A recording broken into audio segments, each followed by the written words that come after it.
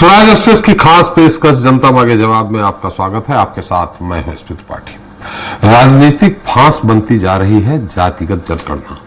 जी हां, जातिगत जनगणना का जिन एक बार फिर बोतल से बाहर निकलने की कोशिश कर रहा है और यह जाति राजनीति का मुद्दा चुनावी मैदान से होते हुए अब संसद तक जा पहुंचा है।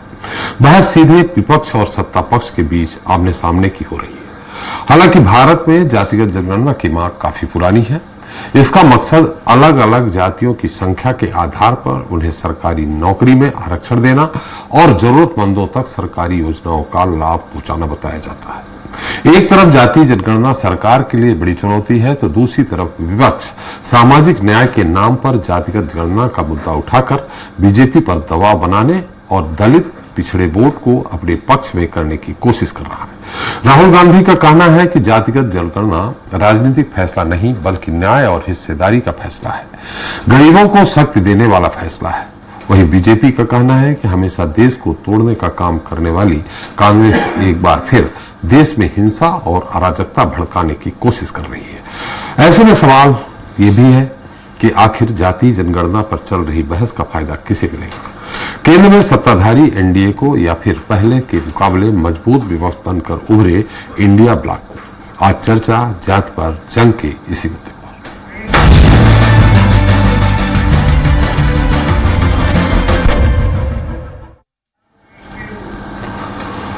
तो संसद के मानसून सत्र के 8वें दिन भी जाति जनगणना को लेकर पक्ष विपक्ष के बीच हुई तकरार के साथ ही सदन में हंगामे और नारेबाजी का सिलसिला भी जारी रहा, जिसके चलते लोकसभा की कार्यवाही भी स्थगित करनी पड़ी। दरअसल लोकसभा में जाति जनगणना पर बीजेपी सांसद अनुराग ठाकुर के इस बयान की जिनकी खुद की जाति का पता नहीं वो जातिगत जनगणना की मांग कर रहे हैं के बाद विपक्ष और सत्ता पक्ष के बीच सियासी युद्ध छिड़ गया है। एक तरफ कांग्रेस समेत विपक्षी दलों के सांसद जाति जनगणना करवाने के साथ ही अनुराग ठाकुर द्वारा माफी मांगने की मांग पर अड़े हुए हैं तो दूसरी तरफ विपक्षी सांसदों के हंगामे पर सवाल खड़ा करते हुए केंद्रीय संसदीय कार्य मंत्री किरेन रिजिजू ने कांग्रेस पर देश में अराजकता भड़काने का आरोप लगाया। खैर, इस विषय पर चर्चा करेंगे, लेकिन उसके पहले देख लेते हैं हमारी एक खास रिपोर्ट। जाति पर घमासान, सदन में सियासी संग्राम। जी हां, जातिगत जनगणना को लेकर लंबे अरसे से जारी सियासी घमासान थमने का नाम नहीं ले रहा है। अब जाति राजनीति का मुद्दा चुनावी मैदान से होते हुए संसद जा पहुंचा है, जहां हंगामा और नारेबाजी का दौर जारी है। बहस सीधे विपक्ष और सत्ता पक्ष के बीच में आमने सामने हो रही है। शुरुआत नेता प्रतिपक्ष राहुल गांधी ने की तो वहीं सरकार की तरफ से मोर्चा संभालते हुए सांसद अनुराग ठाकुर भी मैदान में कूद पड़े। अनुराग ठाकुर ने जातिगत जनगणना पर बोलते हुए राहुल गांधी का नाम लिए बिना ही कहा कि उधार की बुद्धि से राजनीति नहीं चलती। आजकल कुछ लोगों पर जातिगत जनगणना का भूत सवार है। जिसको अपनी जाति का पता नहीं वो जाति जनगणना कराना चाहते हैं। अनुराग ठाकुर के इतना कहते ही विपक्षी सांसद भड़क उठे। उधर राहुल गांधी ने इसे अपमान बताते हुए कहा कि जो भी आदिवासी, दलित और पिछड़ों का मुद्दा उठाता है उसे गाली दी जाती है। मैं इन गालियों को खुशी खुशी स्वीकार करूंगा, लेकिन जातीय जनगणना को हम यहाँ पर हर हाल में पास करके दिखाएंगे। वहीं सपा सुप्रीमो अखिलेश यादव भी सांसद अनुराग ठाकुर के जाति वाले बयान पर भड़क गए और राहुल गांधी का बचाव करते हुए कहा कि आप किसी की जाति कैसे पूछ सकते हैं। माननीय सभापति जी, जिसकी जात का पता नहीं वो गणना की बात करता है। जितना मेरा आप लोग इंसल्ट करना चाहते हैं आप खुशी से करिए, आप रोज करिए, मगर एक बात मत भूलिए, जाति जनगणना को हम यहाँ पास करके दिखाएंगे। कुल मिलाकर संसद में राहुल गांधी के जाति जनगणना के जिक्र के बाद से जो ताजा बहस शुरू हुई वो कोई नया मामला नहीं है। साल 2023 में संसद के विशेष सत्र में महिला बिल पेश किए जाते वक्त भी राहुल गांधी ने ओबीसी आरक्षण की मांग उठाई थी। बाद में कांग्रेस की कार्यकारिणी में इसे लेकर एक प्रस्ताव भी पारित किया गया था। इसके बाद विधानसभा और लोकसभा के दौरान भी राहुल गांधी ने सत्ता में आने पर जाति जनगणना का वादा किया। हालांकि विधानसभा चुनाव में तो राहुल गांधी के वादे का कोई असर नहीं दिखा, लेकिन लोकसभा चुनाव में विपक्षी गठबंधन को इसका जबरदस्त फायदा हुआ। लिहाजा विपक्ष से आगे भी भुनाने की तैयारी में जुटा है। ऐसे में सवाल यही है कि आखिर जाति जनगणना पर चल रही बहस का फायदा किसे मिलेगा। केंद्र में सत्ताधारी एनडीए को या फिर पहले के मुकाबले मजबूत विपक्ष बनकर उभरे INDI block. Mayank Shukla, Swaraj express, Bhopal. तो इस मुद्दे पर चर्चा करने के हमारे साथ मौजूद हैं खास मेहमान हैं। अनिल गोयल जी हैं, बीजेपी प्रवक्ता दिल्ली से हैं। धनंजय सिंह ठाकुर जी हैं, कांग्रेस प्रवक्ता रायपुर से हैं। रमाकांत पटेल जी हैं, आप प्रवक्ता भोपाल से। विमलेंद्र राय जी हैं, जनता दल यूनाइटेड के प्रवक्ता हैं पटना से। अजय त्रिपाठी संपादक हमारे साथ स्वराज एक्सप्रेस के। आप सभी का बहुत बहुत स्वागत है हमारे इस खास कार्यक्रम में। अनिल गोयल जी, मेरी आवाज आ रही? बिल्कुल जी। अनिल जी, बार बार जाति जनगणना की बात आ रही। हालांकि राहुल जी ने इसके पहले 2011 में भी, जब उनकी यूपीए की सरकार थी, तब भी उठाया था मुद्दा, लेकिन प्रकाशित नहीं किया गया था। शायद जनगणना कराई भी गई थी। अब ऐसे में अगर जाति जनगणना कराने की बात कही जा रही है, उसको लेकर के सदन अवरोधित है, तो इसमें जाति जनगणना कराने में हर्ज क्या है? तो एक बड़ा स्पष्ट है जी। कांग्रेस अपना स्टैंड स्पष्ट कर। जी। कांग्रेस का नारा था न जाति पर न पाति पर, न जात पर न पात पर, मोहर लगेगी हाथ पर। जी। ये इंदिरा गांधी का वायदा नारा था ना कांग्रेस का। जी। तो आप आज जाति की बात कैसे कर रहे हैं? जी। और दूसरी बात जो अभी अनुराग ठाकुर जी ने कहा है जी कि भाई जिसको अपनी जाति की नहीं पता वो जाति जनगणना की बात करते हैं, जी, उस पर अकेले राहुल गांधी को भड़कने क्या जरूरत है? उन्होंने राहुल गांधी का नाम तो नहीं लिया। जी। यानी चोर की दाढ़ी में तिनका। जी। और जब चोर की दाढ़ी में तिनका है तो राहुल गांधी बता दे उनकी जाति क्या है। अगर जाति गणना होगी तो जाति जनगणना के अंदर लोगों से उनकी जाति पूछी जाएगी, नहीं पूछी जाएगी? जी। तो अगर उस बात के ऊपर यह कह दिया कि राहुल गांधी जी को अपनी जाति की नहीं पता, जी, तो उस पर वो भड़क क्यों रहे? वो बता दे कौन सी जाति में। जी। आप जब मंदिर में दर्शन करने जाते हैं तो गैर हिंदू का रजिस्टर में नाम अपना रजिस्टर कराते हैं कि हम हिंदू नहीं है, और जब उस पर विषय सामने आता तो आप जनेऊ कोर्ट पे लेकर के पहन जाते हैं। देश की जनता को ये जानने का तो हक है जी कि राहुल गांधी की जाति क्या है, राहुल गांधी का धर्म क्या है। जी। और वो अपना जाति धर्म बताना नहीं चाहते, लोगों से जाति धर्म की बात करते हैं। आप जाति धर्म की जनगणना की बात करते हैं, लेकिन अगर कांवड़ यात्रा के अंदर लोगों से कहा जाता है कि अपनी दुकान पर अपनी नेम प्लेट लगा लो, तो उसका ही विरोध करते हैं। आप ये जाति जनगणना चाहते नहीं है, ये तो मुद्दा बना करके जनता को गुमराह करना चाहते हैं, जिसका निश्चित तौर पर जनता समझ रही है। जी। आप ये बात बताएं, इन्होंने हलवे की बात करी कि हलवे में इतने लोग थे, उसमें SC जाति के कौन थे, कही थी नहीं नौ बात। लेकिन जिस टाइम कांग्रेस की सरकार थी, जब हलवा परंपरा शुरू हुई थी, P चिदंबरम जी वित्त मंत्री थे, उस टाइम कौन सी जाति के लोग थे? जब जाति की बात क्यों नहीं करें? ये जाति की बात करते हैं और उसके ऊपर लोगों से जाति तो पूछते हैं जी। कोई इनसे जाति पूछने तो भड़क जाते हैं। ये जजों से पूछते हैं तुम्हारी जाति क्या है, ये सेना में पूछते हैं आपने कौन सी जाति, कितने लोग कितने जीतने लगे, ये पत्रकार से पूछते हैं बताओ तुम्हारी जाति क्या है। लेकिन अगर कोई इनसे इनकी जाति पूछ ले तो ये भड़क जाते हैं।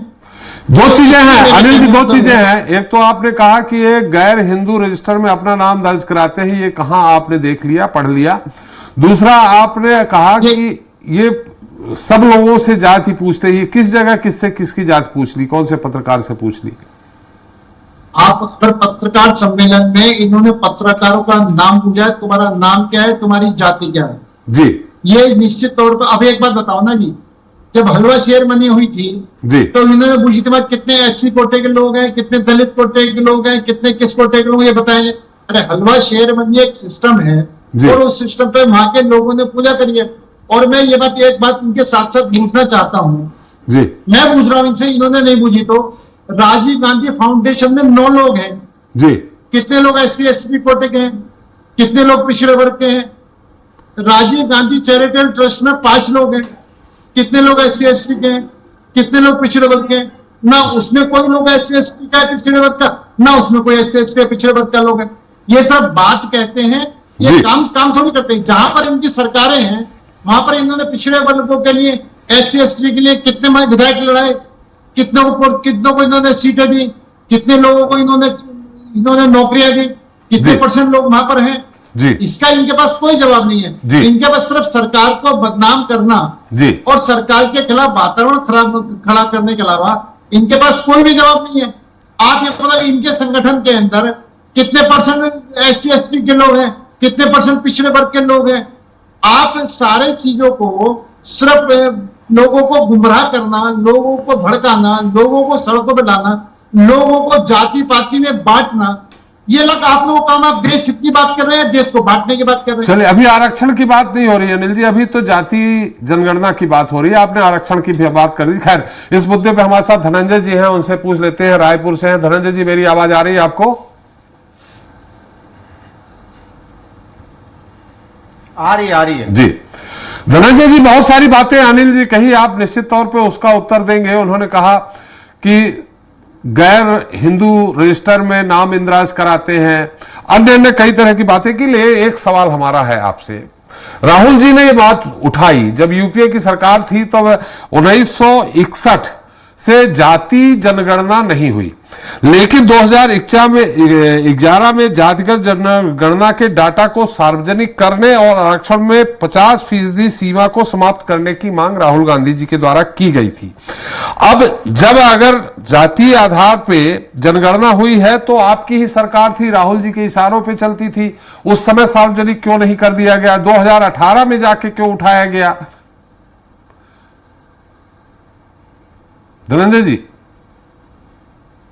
देखे थे पाठक जी, बहुत सारी बातें अभी भारतीय जनता पार्टी के प्रवक्ता ने उठाया है जी। इन्होंने कहा कि हिंदू रजिस्टर और गैर हिंदू रजिस्टर। नहीं, हमारे सवाल का उत्तर पहले दे दीजिए धनंजय जी।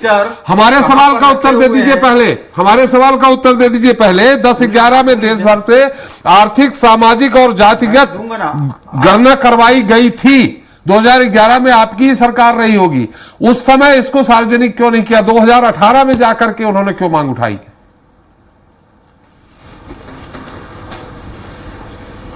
सुन लीजिए ना त्रिपाठी जी, अगर बोलने का अवसर देंगे तो जी जी जी, अब आप ही बोलिए, हम नहीं बोलेंगे। 101% दूंगा जी। इन्होंने कहा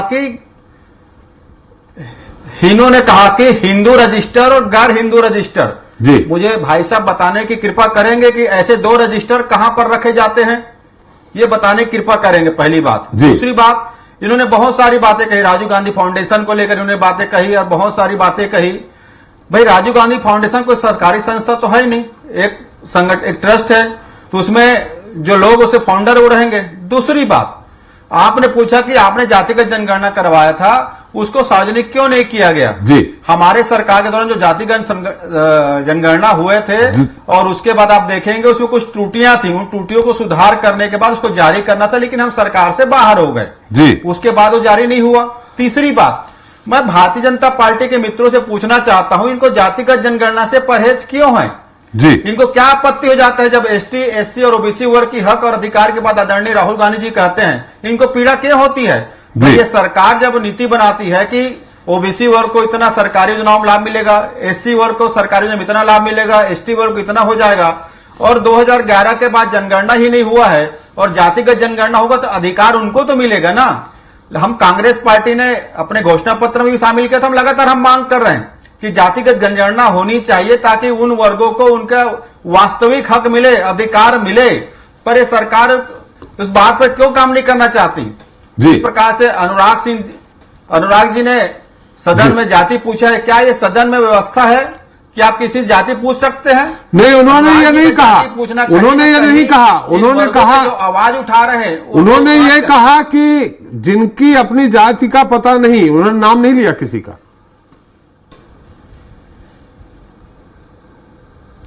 सुनो ना, जातिगत जनगणना की बात कौन कर रहे हैं? आज सदन में राहुल गांधी जी कर रहे हैं ना।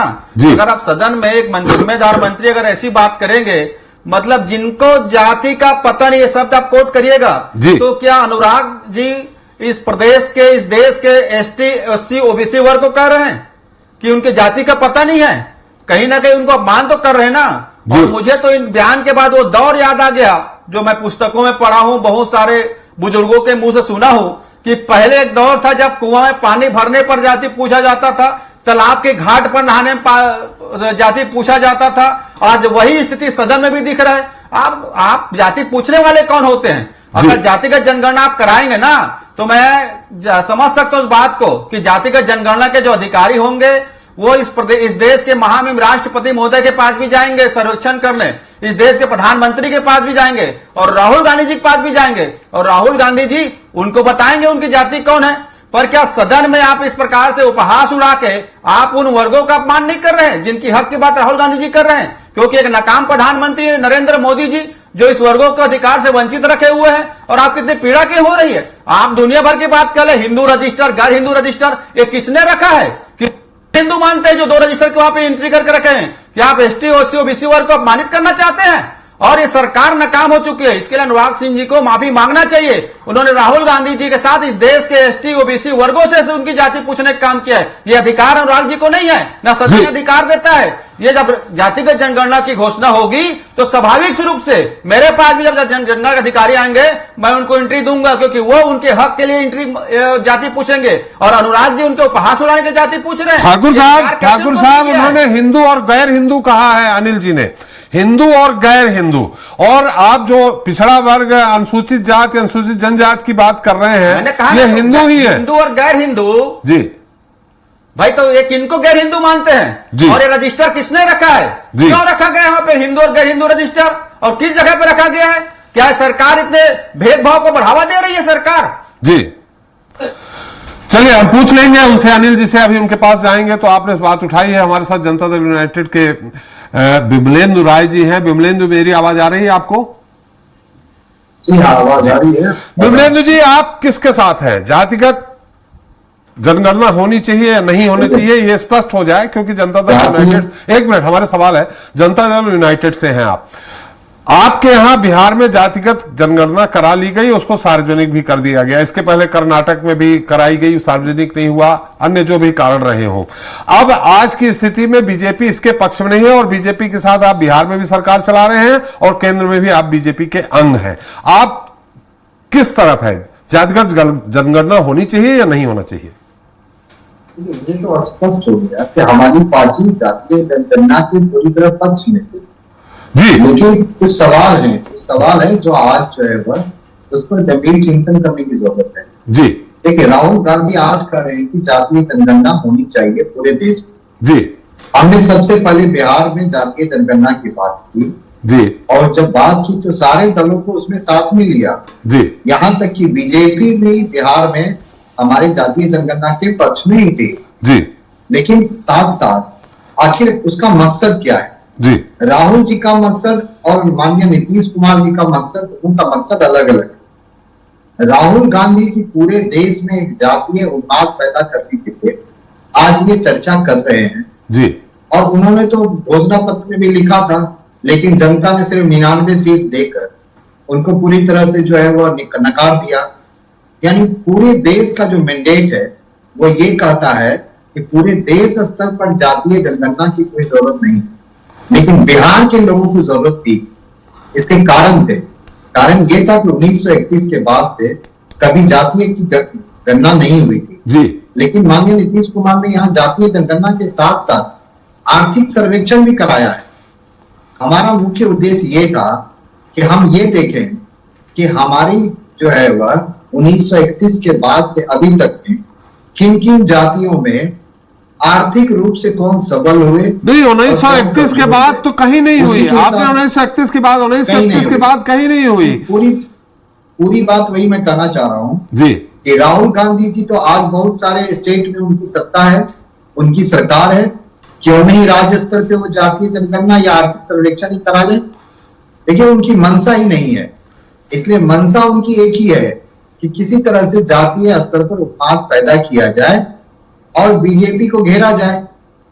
बीजेपी के एलआई जो है, जैसे हमारी पार्टी है, हम तो जातीय जनगणना के पक्ष में है, लेकिन साथ साथ हम ये भी कहते हैं कि सिर्फ जातीय जनगणना ना कराएं, जाति के साथ साथ आर्थिक सर्वेक्षण भी कराएं, लोगों की आर्थिक स्थिति भी पता रहे कि किस जाति की आर्थिक स्थिति क्या है जी। उसी के आधार पर जो है वह सरकारी योजनाएं जो आज जनता का गाढ़ा पैसा हम गरीबों में सामाजिक कल्याण के उद्देश्य से बांटते हैं, देते हैं लोगों को, उसमें भेदभाव नहीं होगा जब हम आइडेंटिफाई करेंगे। जैसे देखिए बिहार में हमने आइडेंटिफाई किया कि 96 लाख परिवार ऐसे हैं जो अत्यंत गरीब हैं। तो उनके लिए माननीय नीतीश कुमार जी ने कहा है कि हम हर परिवार को 2 लाख रुपए देंगे, चाहे वो किसी भी जाति का हो, सवर्ण हो या दूसरी जातियों में पिछड़े हो, अति पिछड़े हो, दलित हो, महादलित हो, कोई भेदभाव नहीं होगा और उनको जो है वह योजनाओं का लाभ मिलेगा क्योंकि आर्थिक रूप से वो कमजोर है।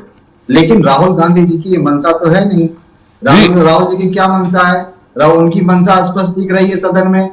जब वो सरकार में है, जहां जहां शासन में है, वहां क्यों नहीं लागू करते? बिल्कुल बिमलेश जी, बड़ा सीधा सा सवाल है। उनको लागू करना चाहिए, कर्नाटक में करना चाहिए, हिमाचल में करना चाहिए, तेलंगाना में भी करना चाहिए।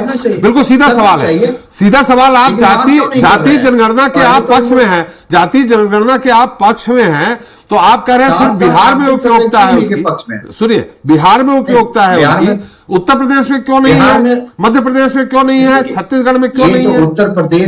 उत्तर प्रदेश की जो सरकारें हैं, वहां की जो जनता है जी, उनके ऊपर निर्भर करेगा ना जी। बिहार के लोगों के ऊपर निर्भर कर रहा था। बिहार में ये साफ जरूरत थी। माननीय नीतीश कुमार जी ने उसी मुद्दे को लेकर जो है वह सरकार में पुनः वो 2020 में आए थे, तो उन्होंने अपना वादा पूरा किया। चाहे ढेर सारी उसमें बाधाएं आई, जातीय जनगणना करने का अधिकार एक स्टेट को नहीं होता है, लेकिन उसके साथ साथ हमने उसमें उपाय निकाला, आर्थिक सर्वेक्षण भी किया, तो एक पक्ष दुई काज हो गया। लेकिन राहुल जी तो घरियाली आंसू बहा रहे हैं, उनको करना कुछ नहीं है जी। उनको सिर्फ सदन में जाके कुछ ना कुछ विवाद करना है, विवाद उत्पन्न करना चाहते हैं। और उनसे कोई अगर अपनी जाति पूछ लिया तो कौन सा गुनाह कर लिया भाई जी?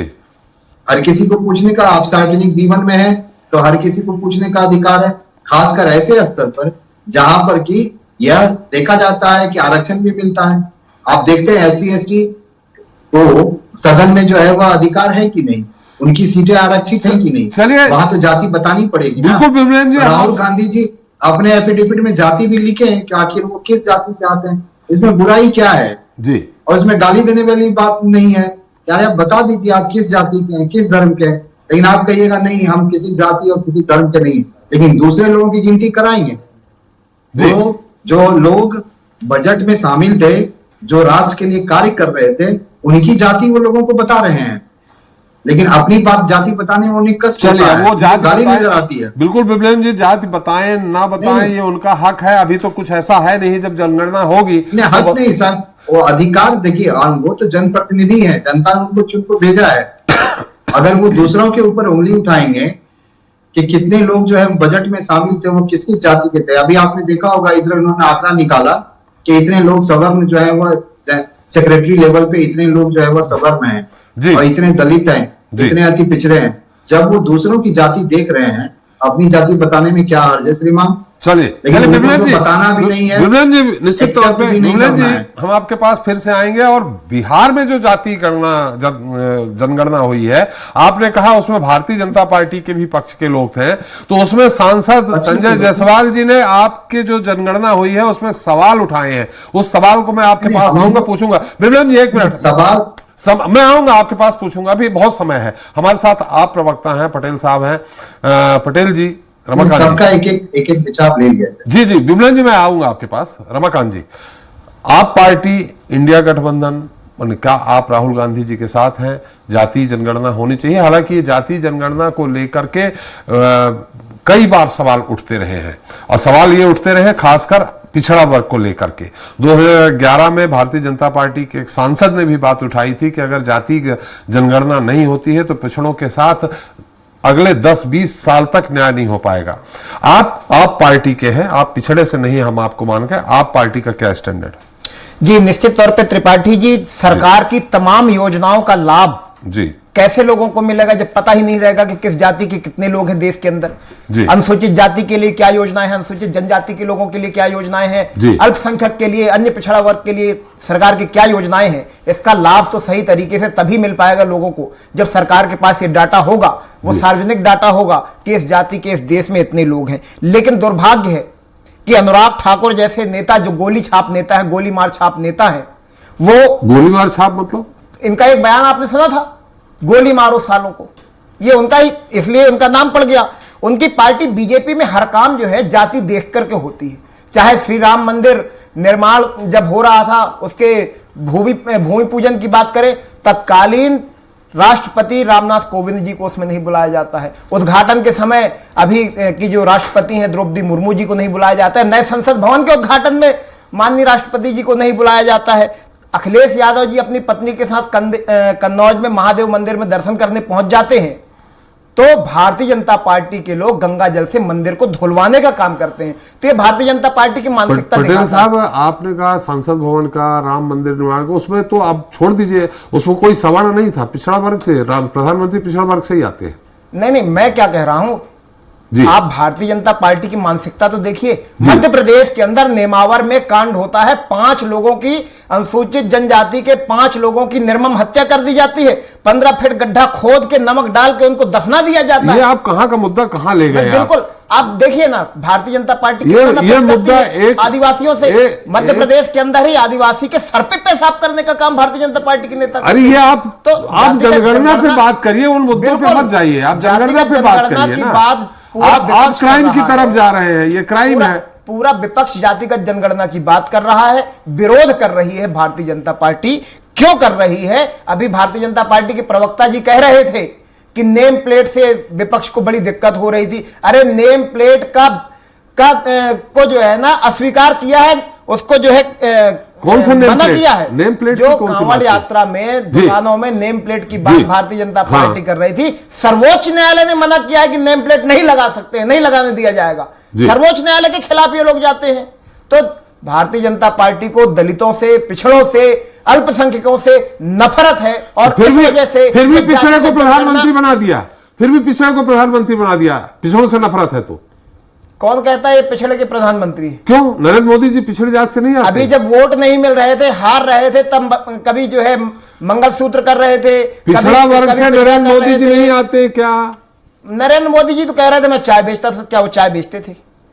वो तो बोले कि मैं जो है एमए मतलब नरेंद्र मोदी जी की जात बदल दी आपने। कौन सी डिग्री होती है MA entire politics? Narendra Modi ji की जात ही बदल दी आपने, मतलब वो है नहीं। आप प्रश्न चिन्ह खड़ा कर रहे हैं नरेंद्र मोदी जी। मैं कुछ नहीं कह रहा हूं, वो केवल देश के लोगों को बरगलाने के लिए कुछ भी कह सकते हैं, वो कुछ भी कर सकते हैं। मोहन यादव जी पिछड़ा वर्ग में नहीं आते हैं। देखिए, अखिलेश यादव जब अपनी पत्नी के साथ, अरे मोहन यादव जी पिछड़ा वर्ग में नहीं आते क्या? अखिलेश यादव जी जब अपनी पत्नी के साथ मंदिर दर्शन करने जाते हैं तो भारतीय जनता पार्टी के लोग मंदिर को गंगा जल से धुलवाने जाते हैं। देखिए, मोहन यादव जी को सोचना चाहिए, जब ये सीएम निवास खाली करेंगे और भारतीय जनता पार्टी का कोई दूसरा मुख्यमंत्री बन गया, क्या वो भी मुख्यमंत्री निवास को आप जो कह रहे हैं कि भारतीय जनता पार्टी पिछड़ों की विरोधी पार्टी है, तो वही मैं पूछ रहा हूं, प्रधानमंत्री मुख्यमंत्री पिछड़ा वर्ग से, अब कैसे आप कह रहे हो कि विरोधी है? अरे भाई, एक आदमी को आपने मुख्यमंत्री बना दिया। आप ये बतलाइए ना, केंद्रीय सचिवालय में कितने लोग हैं ओबीसी के, एससी के, एसटी के? सचिवालय में आप कहा जो सब सर्वोच्च बड़ा पद होता है, 2 ही पद, प्रधानमंत्री मुख्यमंत्री, उनमें तो आप बैठे हो। केंद्रीय मंत्रालय में कहां पहुंच गए? पार्टी जी ऐसे नहीं है। इससे भारतीय जनता पार्टी, देखिए केजरीवाल जी किस में आते हैं? केजरीवाल जी किस जात से आते हैं? पिछड़ा से आते हैं? किससे आते हैं बता दीजिए। वो बताना चाह रहे हैं विमलेंद्र जी। विमलेंद्र जी आप बता दीजिए। देखिए, केजरीवाल जी तो वैसे समाज से है जी, एक्सेप्ट इसलिए नहीं करते, भाई वही करा ना जी। इन लोगों को तो कुछ करना नहीं है जी, सिर्फ हल्ला मचाना है जी। अगर इनको लगता है कि नहीं जातीय जनगणना भी, केजरीवाल जी को मैं ही कह रहा हूँ, इनकी पार्टी को चैलेंज करता हूँ, दिल्ली में करा ले जातीय जनगणना। चलिए, दिल्ली में करा ले। जनगणना कराना केंद्र का विषय है और अगर कोई दूसरे राज्य की सरकारें करेंगी तो केंद्र से फरमान आ जाएगा। ये इनके अधिकार क्षेत्र से बाहर है। विमलेंद्र जी, क्यों केंद्र से कौन सा फरमान गया? केंद्र से बार-बार फरमान आते हैं। किसान कानून का विरोध आम आदमी पार्टी, अरे आप फिर किसान कानून चले गए के विरोध में जो है विधानसभा के अंदर बिल पारित किया। भारतीय जनता पार्टी के नेता कहने लगे अधिकार क्षेत्र से बाहर है, तो आम आदमी पार्टी को ये करने नहीं देते। अरे बिहार में हुआ, ले आया जातीय जनगणना, आप कुछ तो कराइए भाई। कर रहे हैं भाई, कराइए। आर्थिक सर्वेक्षण कब कर रहे हैं? कहाँ? देखिए हम कर रहे हैं। देश की सबसे सस्ती बिजली, मुफ्त बिजली हम दिल्ली और पंजाब में दे रहे हैं, जहां हमारी सरकार है। ये जातीय स्कूल दे रहे हैं, सबको अच्छी शिक्षा दे रहे हैं। पंजाब में कराइए, दिल्ली में कराइए, कोई हो पटेल जी, सबको अच्छी शिक्षा दे, बिल्कुल कराएंगे। बिल्कुल कराएंगे। नहीं नहीं, पंजाब में और दिल्ली में आप शुरुआत करा दीजिए जैसे कि बिहार में हुआ है। आपके नेता को सांप सूंघ जाता है, आपके नेता को सांप सूंघ जाता है, पहले अपने नेता को जो है वह जड़ी बूटी कुछ खिलाइए। अरे भाई, पेपर लीक का अड्डा बन चुकी है आपकी सरकार, आप क्या बात कर रहे हैं?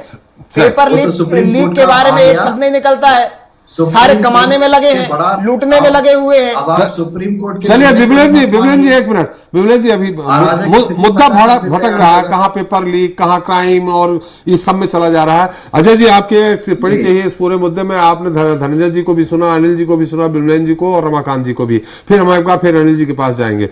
अजय जी आपकी तटस्थ टिप्पणी चाहिए। कल हम लोगों ने संसद में पूरी बहस सुनी राहुल जी की, राहुल जी लगातार ये मांग कर रहे हैं, लेकिन सवाल वही उठता है कि हम ऑलरेडी हिंदुस्तान में SC ST OBC का एक बाइफर्केशन है जी। उस बाइफर्केशन के बाद हम कहाँ जाना चाहते हैं कि हम OBC में साबित करना चाहते हैं कि अहीर कितने हैं, जाटो कितने हैं, मुस्लिम और कुर्मी कितने हैं जी, किस लेवल पे ले जाना चाहते हैं। एक अगर फॉर्मेट तय हो जाए कि भाई इस लेवल पर, तो जनता अपने आप पर आपको एक दे दे कि साहब इस आधार चले जाइए। अगर हम SC में जाते हैं तो SC में, ST में जाते हैं तो ST में फिर आपके पास गौंड कितने हैं, बैगा कितने हैं, किस लेवल तक जाएंगे हम लोग। जाति का मतलब अनुसूचित जाति हो और OBC मान रहे हैं, या उनका मतलब उसकी बिल्कुल जा रहे हैं, या आपको हिंदू में आ गए तो फिर त्रिपाठी कितने हैं, पांडे कितने हैं, ब्राह्मण कितने हैं, ठाकुर कितने हैं, कैस कितने हैं, बनिया कितने हैं, किस लेवल पे जाना चाहते हैं। एक फॉर्मेट तय हो जाना चाहिए, उसके बाद पब्लिक को लगेगा कि हाँ ये ठीक जा रहा है। दूसरा, स्वाभाविक रूप से जो एक बात वो कह रहे थे कि आप जाति जनगणना के साथ साथ अगर आर्थिक सर्वेक्षण की बात करें, मुद्दा तो वो है कि देश में आज भी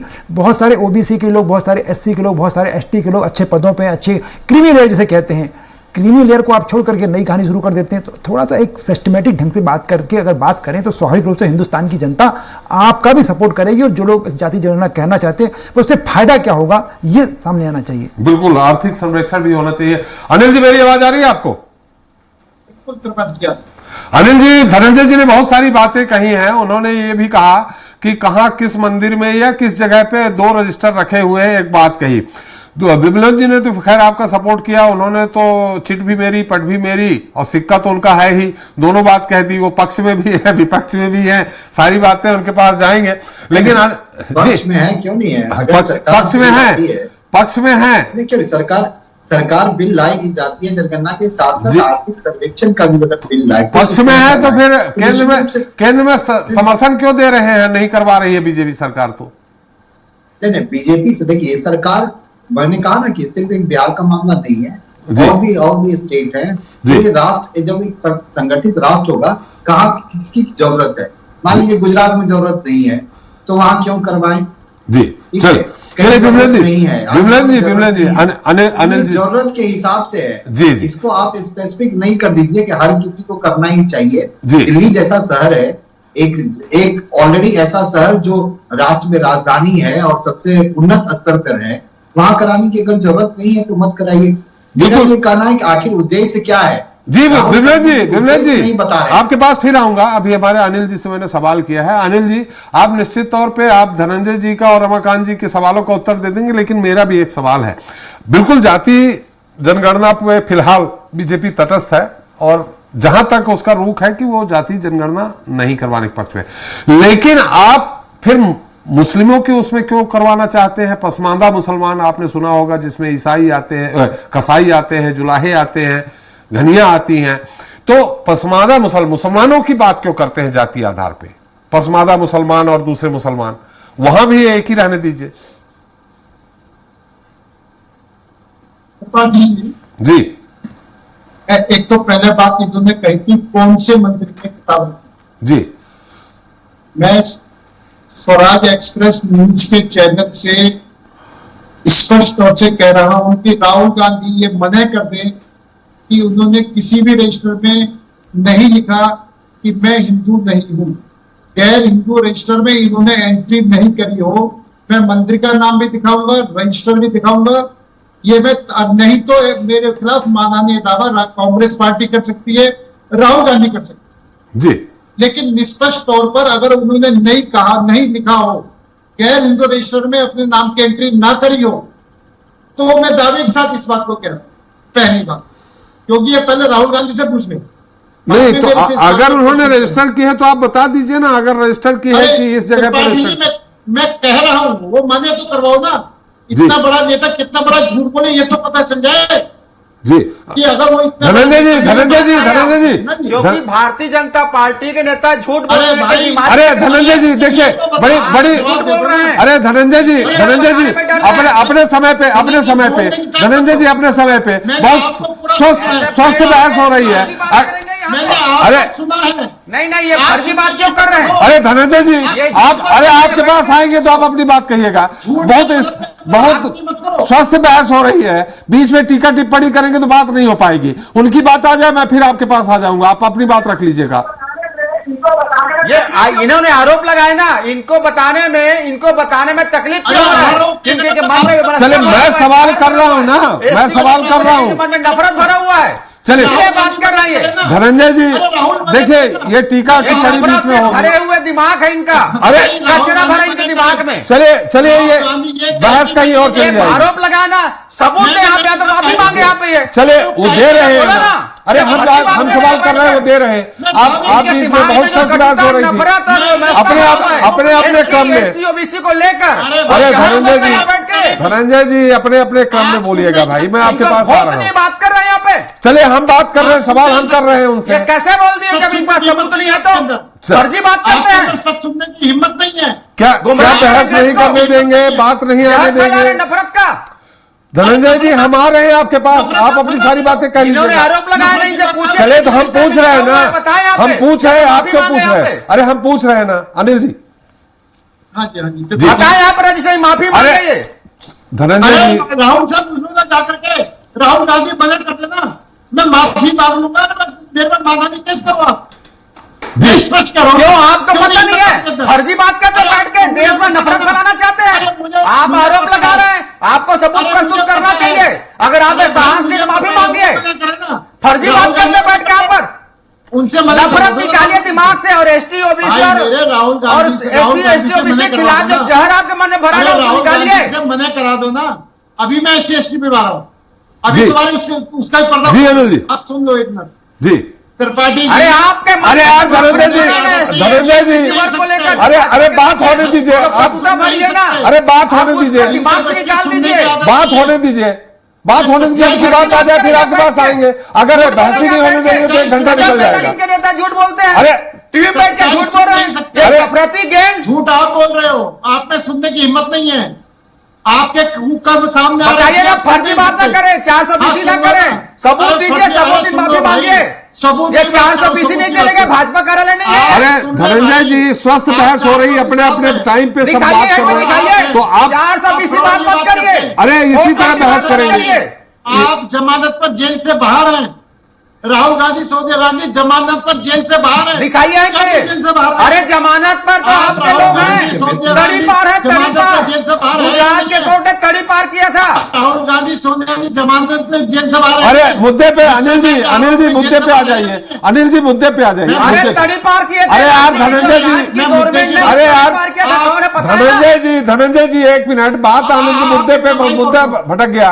अनिल जी मुद्दे पे आइए, अनिल जी मुद्दे पे आप म्यूट करो जी। इनको मुद्दे बात करने बोलो, फर्जी बात नहीं करें। अरे यार जब आप चुप रहोगे तब तो मुद्दे पे आएंगे। फर्जी बात काम अनिल जी मैं एक बात रखना चाहूंगा। विमलेन जी एक मिनट, अनिल जी अपनी बात रख रहे हैं। अनिल जी सवाल जो मैंने किया था उसमें कि पसमादा मुसलमानों को लेकर मुसलमानों में क्यों जाति आधार की बात हो रही है। आप बीजेपी का यह मुद्दा है कि मुसलमानों में भी जो पिछड़े हैं उनमें आप भी जानते होंगे पसमादा मुसलमानों में कई तरह के हैं, मैंने पहले भी बताया, जुलाहे हैं, कसाई है, धनिया करके हैं, इस तरह। तो उनपे क्यों जाति आधार पे आप गणना की बात करते हैं?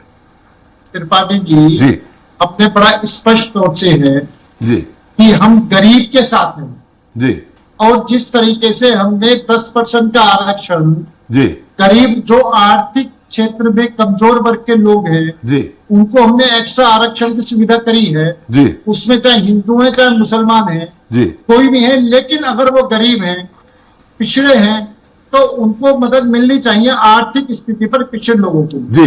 इसलिए अगर मुसलमानों में कुछ पसंदीदा मुसलमान अगर गरीबी में रेखा में है, वो आर्थिक स्थिति में कमजोर है, तो उनको मदद मिलनी चाहिए।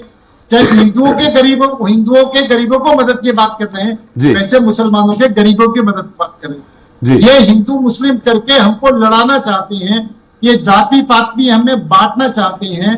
हम निश्चित तौर पर देश के गरीब और रईस की दूरी को पाटना चाहते हैं, गरीब को भी कंधे से कंधा मिलाकर आगे बढ़ाना चाहते हैं। मैं एक बात और कहना चाहता हूं, ये जाति बात की बात करें, मंडल कमीशन की रिपोर्ट कांग्रेस के टाइम में आई थी, इन्होंने ठंडे बस्ते में डाली। वीपी सिंह की सरकार आई जिसमें हमने समर्थन करा उस सरकार का, मंडल कमीशन की रिपोर्ट लागू हुई, इनकी दिल्ली प्रदेश की एनएसयूआई की इकाई ने उसका विरोध करा, दुनिया भर के आंदोलन हुए, ये कांग्रेस ने विरोध करा। कांग्रेस की कथनी कर्मी में ये अंतर है। और मैं तथ्यों पर बात करता हूं, मंडल कमीशन भी मौजूद है, वीपी सिंह की सरकार भी मौजूद है, और इनके लोग जिन्होंने वहां पर हंगामा करा, एनएसयूआई के कार्यकर्ता, वो भी मौजूद है। मैं बाई नेम एड्रेस पता देकर बात कर सकता हूं।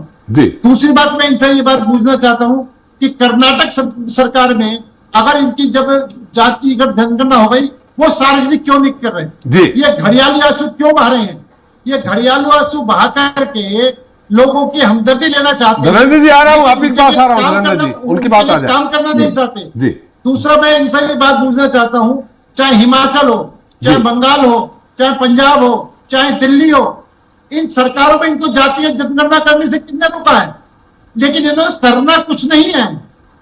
सिर्फ झूठे आंसू बहाने, घड़ियालू आंसू बहाने, लोगों को गुमराह करना और लोगों को भिड़ाना, जाति पाति के आधार पर लोगों को भिड़ाना, हिंदू मुस्लिम के आधार पर, ये इनका नाम है। और जो मैं फिर कहता हूं, धनंजय जी से पूछ लो, कांग्रेस का नारा था न जात पर न पात पर, इंदिरा जी की बात पर मोहर लगेगी हाथ पर। तो वो नारा गलत था। आप कहते हो वो हमने गलती करी थी, हमें वो नारा नहीं देना था। इंदिरा गांधी ने गलती करी थी, कांग्रेस ने गलती करी थी।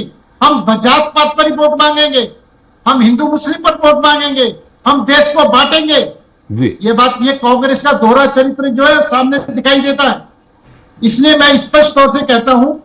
और दूसरी बात, ये जाति पाति बात कर रहे हैं, ये अभी नीट के एग्जाम की बात कर रहे हैं, ये बात नहीं करी दिल्ली के अंदर जो छात्रों की हत्या करी जा रही है, जो उसके अंदर लोग मर रहे हैं, एमसीडी उसमें फिर मुद्दे से बाहर चले गए, मुद्दे से बाहर चले गए। दिल्ली के अंदर भारतीय जनता पार्टी, अरे एक मिनट रमाकांत जी, मैं आपके पास आऊंगा, आपके पास। अनिल जी, मुद्दे से अलग मत जाइए, मुद्दे से अलग मत जाइए अनिल जी। बिल्कुल बिल्कुल नहीं जा रहे, लेकिन मेरा ये कहना है बड़ा स्पष्ट जी कि ये अपना स्टैंड स्पष्ट करें। चलिए मैं पूछ लेता हूं कि हम ये और जो ये चाहते हैं अपने यहाँ सरकारों पर करके दिखाएं, जहां पर इनकी सरकार है उनको सार्वजनिक करें। चलिए मैं पूछ लेता हूं, समय कम है अनिल जी, सिर्फ एक सेकंड, जहां पर इनकी सरकारें हैं उनको ये उनका हक दें। देखिए यहाँ पर 73% रिजर्व कोटे के लोग हैं, SC ST पिछड़े दलित के लोग हैं, तो 73% लोगों को सरकारी नौकरियां दें, 73% लोगों को इनके जो वो है, इनके कमेटियां बनी हुई है उनके अंदर लेकर आए। चलिए अनिल जी उत्तर नहीं आ पाएगा, फिर आपकी बात आ गई। धनंजय जी, उत्तर जैसा उन्होंने कहा है, न जात पर न पात पर मोहर लगेगी हाथ पर, इंदिरा गांधी की बात पर एक नारा का उन्होंने कहा। दूसरा, मैं आपसे एक और सवाल, इसके पहले भी आपने कहा कि जो 10-11 में जो आर्थिक, सामाजिक और जातिगत आधार पर जनगणना हुई थी उसमें त्रुटियां थी, और उस त्रुटियों के बाद हम कर नहीं पाए उसको और हमारी सरकार चली गई। ये 10-11 के बाद आपकी 3 साल तक सरकार रही। अगर इतना ही था तो 3 साल तक सरकार रही तो आप उसको कर सकते थे। फिर आपने सीधे 14 के बाद 18 मन 4 साल बाद आपने मुद्दे को उठाया, मैंने राहुल जी ने। मैं उस पर आपसे उत्तर चाहूंगा। मैंने कहा ना, 2011 में जातिगत जनगणना के कार्यक्रम शुरुआत हुई और लगभग 13 के आसपास में उसकी रिपोर्ट आए, फिर उसमें कुछ त्रुटियां थी, उसको सुधारने के लिए काम किया गया। उसके बाद 14 में हमारी सरकार चली जाती है और नरेंद्र मोदी जी प्रधानमंत्री बनते हैं। तो मैं पूछता हूं, जो सरकार के जो आंकड़े हैं उनको नरेंद्र मोदी जी ने 2014 से लेकर 2024 के बीच में इस देश के सामने क्यों नहीं रखा पटल में?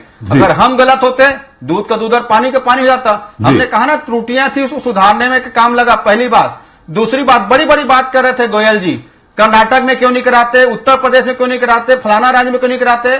छत्तीसगढ़ में कांग्रेस की सरकार ने डाटा एनालिसिस करवाया था ओबीसी वर्ग को 27% आरक्षण देने के लिए, और आपकी सरकार की, केंद्र की सरकार के राज्यपाल ने उस आरक्षण को रोकने का काम किया और अभी तक लंबित पड़ा हुआ है। तीसरी बात, क्या राज्यों को जनगणना कराने का अधिकार है? क्या जनगणना होगा तो देश की सरकार धनंजय जी, जातीय जनगणना नहीं हुई ना, ये पिछड़ा वर्ग का हुआ, बस सुन लीजिए ना, पिछड़ा वर्ग का हुआ, पिछड़ा वर्ग का हुआ, जातीय जनगणना कहाँ हुई?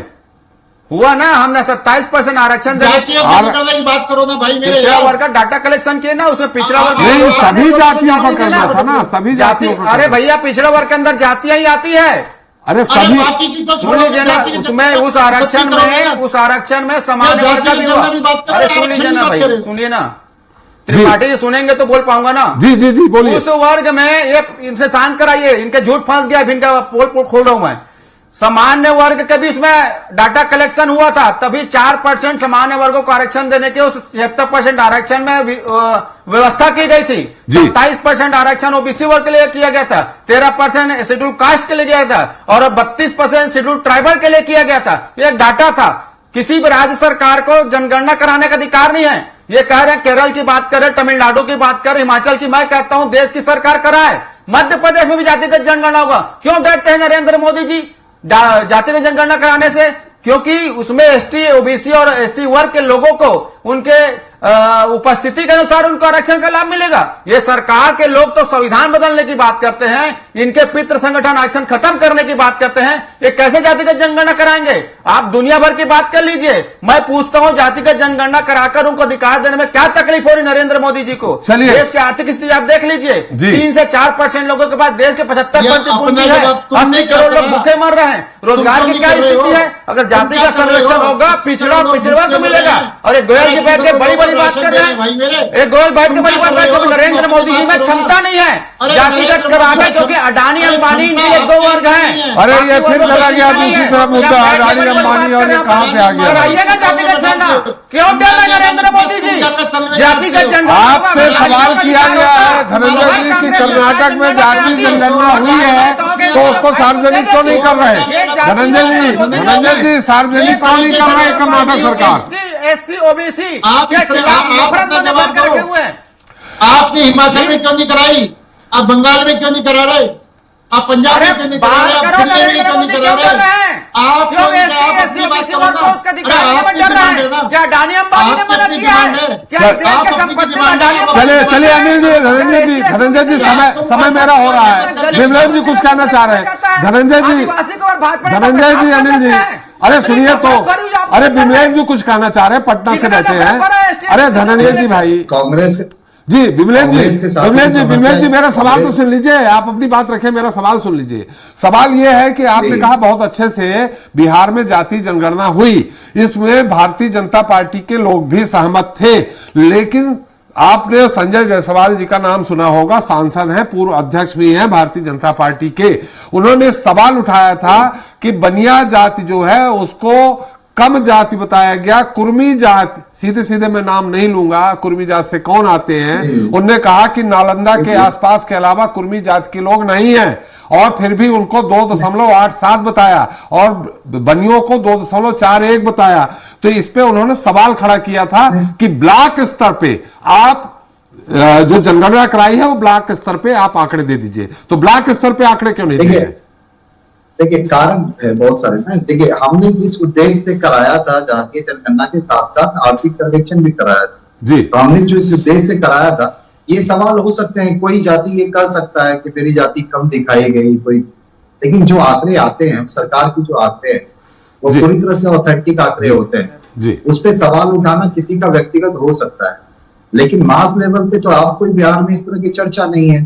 जाति जनगणना हो गई, उसके आंकड़े सरकार ने जारी कर दिए और उसके साथ साथ उसके लाभ की भी लिए योजना बना दी। लेकिन अगर राष्ट्र, वही मैं आपको कहना चाह रहा हूँ, सिर्फ सदन में ये कहना कि पूरे राष्ट्र में इसे लागू कर दिया जाए, फिर तो उसके बाद जैसे राहुल गांधी जी ने कहा कि मैं ब्राह्मण हूं, लेकिन जब गणना होगी तो क्या वो ब्राह्मण कहलाएंगे? सवाल वही है, वो कहेंगे कि नहीं हमको ब्राह्मण में क्या नहीं गिनती किया आपने। एक बार तो उन्होंने जनेऊ निकाल लिया था पूरी तरह से, और पूरी सभा में कहा था कि मैं ब्राह्मण हूं, जन्म से ब्राह्मण हूं, लेकिन क्या जातियां सरकारी आंकड़े जब निकलेंगे तो क्या उसमें वो ब्राह्मण कहलाएंगे? ये एक बड़ा सवाल है। इसीलिए मैं आपको कह रहा हूं कि जातीय जनगणना पूरे राष्ट्र में कराना क्या राष्ट्र की एकता अखंडता को अक्षुण्ण रखने में सहायक होगा, या उसके लिए जब 1931 में हुआ था उस समय तो राष्ट्र आजाद नहीं था, हम गुलाम देश थे, लेकिन आज के परिदृश्य में क्या ये पूरे राष्ट्र में लागू करना उचित होगा, नहीं होगा, यह तो सदन को निश्चित रूप से गंभीरता से विचार करना चाहिए। राहुल गांधी तो उछल के आ जाते हैं और उछल के आके कोई बात उनको कान में किसी ने कह दिया, वो आके उन्होंने सदन में कह दिया। पहले वो अपनी जाति बताने में सक्षम है? नहीं है सक्षम। क्या सरकारी आंकड़े जो उनकी जाति के निकलेंगे और जो वो बताते हैं क्या वो दोनों एक होंगे? नहीं होंगे। बहुत सारे प्रश्न है, राहुल गांधी को खुद से अपने आप से करना चाहिए और राष्ट्र को बताना चाहिए। राष्ट्र को गुमराह करने वाले अरे मत बोलिए ना, मैं सुन रहा हूँ इतने देर से, आपकी सारी बातें सुन रहा हूँ। मनसा गलत है। राहुल गांधी ना बता पाए बिहार में नहीं बता पाएंगे, चैलेंज है टीवी पे, मीडिया पे, ये चैलेंज है, नहीं बता पाएंगे। सरकार जो आंकड़े देगी, सरकार जो जाति बताएगी और राहुल गांधी जो जाति अपनी बताते हैं, दोनों में आसमान जमीन का अंतर है श्रीमान, समझ गए? इसलिए आप बात को समझिए। आपको पूछने वाले, आप जातिगत जनगणना करवाई, देश के राष्ट्रपति महोदय जी बताएंगे, प्रधानमंत्री जी बताएंगे, राहुल गांधी जी बताएंगे, क्यों डरते नरेंद्र मोदी जी बताने में सक्षम है। इस राष्ट्र का हर एक नागरिक भेजे ना, जातिगत जनगणना घोषणा करिए, आपको बताना पड़ेगा, मेरे को बताना पड़ेगा कौन जाति हूँ।